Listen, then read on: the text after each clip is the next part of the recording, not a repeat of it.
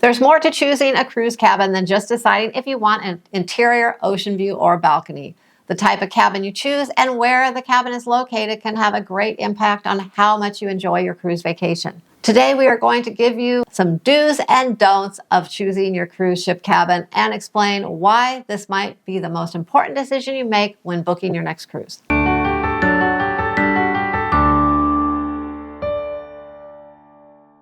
Hi everyone, we are Sharon and Jamie from Sharon and Jamie Travel. Thanks for joining us for today's video.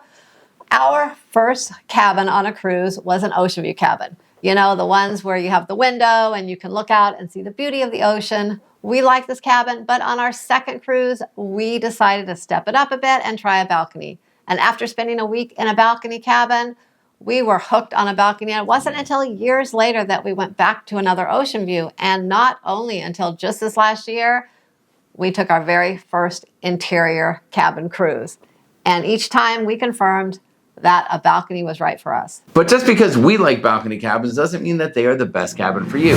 We've talked to plenty of people that love interiors and ocean views, and each one for different reasons. When you go to book your cruise, that's the first thing you need to decide which type of cabin is right for you. In many cases, how you are at home might indicate which cabin is best for you. If at home you like to sleep with your bedroom door closed in a very quiet and dark environment, an interior cabin can offer you that sleeping experience. So don't book a balcony.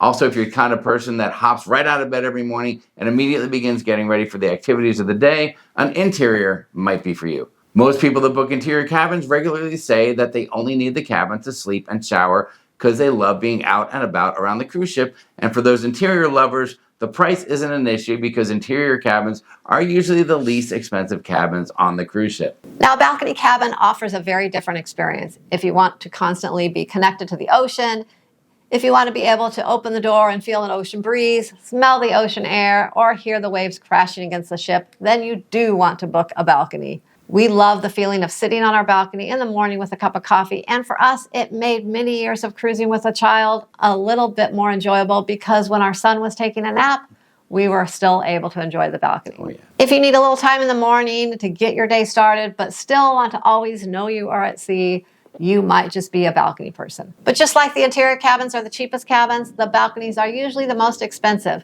So you do have to decide if the cost equals the experience. If you're sitting on the fence and you want the benefits of an interior cabin with some of the views of a balcony, then you should be looking into an ocean view cabin. You can always open the curtain for natural light and see the ocean, plus you always know if the sun's out or if there are clouds coming your way. And if that ocean view cabin is on a lower deck, you might even get a few waves splashing up on your window, and that can be a bit exciting. Yeah. Usually ocean view pricing is right in the middle of the interiors and the balconies. Don't overlook an ocean view cabin for your first cruise since it offers the best of both worlds and it's a great place to start if you're a new cruiser. Real quick, there are a few styles of cruise ships that offer unique cabins that are not really in the standard 3-type of cabin lineup. Due to the open center of these ships, there are some balcony class cabins that look into the middle of the ship and not out of the water. We wanted to make sure to mention these because we did experience one of these on Royal Caribbean Symphony of the Seas, and although it was a pretty cool idea, I'm not sure that we would ever book this type of cabin again because we didn't care for our balcony without an ocean view. But we're sure there are plenty of people out there that really like this type of cabin. Now, when we talk about pricing, there's a common theme with balconies, ocean views, and interiors being priced from high to low in that order. But that's not always the case. Where the cabin is located on the ship, if it has an obstructive view, if it has a unique shape, if one type of cabin is almost sold out, or if a certain cabin type is in higher demand, the normal pricing structure can change. Now for this video, we're focusing on what you might call standard cabins, either in the forward, midship, or aft sections of the cruise ship. Newer ships these days will offer unique upscale cruising experiences where a certain section of the ship will be sectioned off to other cruisers, and these areas may have their own dining rooms, bars, pools, and more, and they offer a very exclusive cruising experience. These areas will almost always offer mostly balcony cabins with a few interior options, but ocean views are few and far between. These cabins are usually priced by size since they can be 2, 3, 4, or more times bigger than standard cabins. If you're a price doesn't matter type of cruiser, then these cabins could be the perfect ones for you and your family. You'll notice when you book your cabin, the price will indicate that it's a starting from or as low as rate. The amount will not include your port fees and taxes. Those will be posted at the end of your booking process. As you choose your cabin, the price will change and increase as you go forward or aft versus midship and as you go to higher decks. More desirable locations will have extra cost attached, and when it comes to looking at balconies, different areas of the ship will offer larger balconies depending on the style of the ship and if you choose a certain location, like an aft-facing balcony. Those are Jamie's favorite. Yes, they are. So by now you've decided the type of cabin you want and you're looking at what part of the ship to book. We'll recommend taking the time to look at the deck plan to see what will be above, below, and next to the cabins you're looking at. The deck plan will also show you how many people the cabin will accommodate, so make sure to book the correct amount in your cabin. On occasion, you might be able to book 2 people into a cabin that actually accommodates 3 or 4, but if the cruise line needs that cabin later, they can actually bump you into another cabin. Also remember that changes to your cabin can sometimes be made after you book, but the closer to the sailing you get, the harder it may be to make any cabin adjustments. If you're in need of an accessible cabin, that'll be indicated on the deck plan as well. Now, if you like to sleep in, don't book a cabin under a high traffic area. If you go to bed early, don't book a cabin next to the nightclub. If you have kids, make sure you do look at the cabins closer to the kids' clubs. Many people ask about cabins near the elevators and if there's a lot of noise. Our answer is usually no. We've been near an elevator a few times, and elevator noise has really never been an issue or a concern. But if you want to avoid noise, don't book a cabin that's on the pathway to the teen clubs or to the arcade, as there will be plenty of kids running up and down the hallway on a regular basis at all hours of the night. Yeah. Besides Jamie's love of the aft-facing balcony, our usual go-to location for our cabin on the ship is midship area on a higher deck. Especially if we're on a Carnival ship, we often try to get a cabin on the Lido deck because as long as we're not the first couple cabins from the end of the Lido deck area, we never really hear any of the noise from the Lido. But we're always just a short walk away from being right in the middle of the action on the Lido deck and close to the bars and Lido deck dining as well. The same goes for any other cruise line we book. We like midship and higher decks. We just look first to see what's above and below us in case it's any high traffic location which can potentially have a lot of noise. But even with the best plan, you can't always avoid a little bit of outside noise. Sharon, you are so right about that. Even if you plan the heck out of things, something can still go wrong. When we sailed on the NCL Prima our first time, the cabin was just below the buffet area. The buffet is normally carpeted, so we had no concern about noise from that, cabin that we booked. Well, the first morning we woke up and heard all kinds of banging and scraping above us, but when we went to the buffet for breakfast, it was carpeted. We couldn't figure out what the problem was.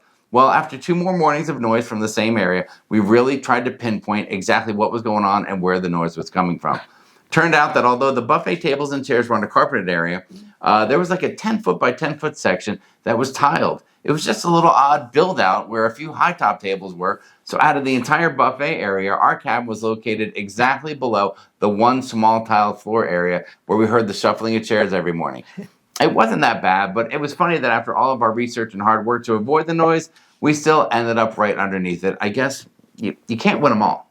Another type of cabin to mention is a guaranteed cabin. This is where you pick a certain type of cabin and your booking is confirmed, but the cabin isn't finalized until right before your cruise. So you can choose a guaranteed cabin, but you don't know if it's on deck 1 next to the boiler room, or if you might get lucky and you're upgraded to an ocean view because the interior cabins are sold out. It's a risk versus reward decision to book a guaranteed cabin. But if you want to save a few bucks and the location isn't that important to you, go ahead and do it. Book that guarantee.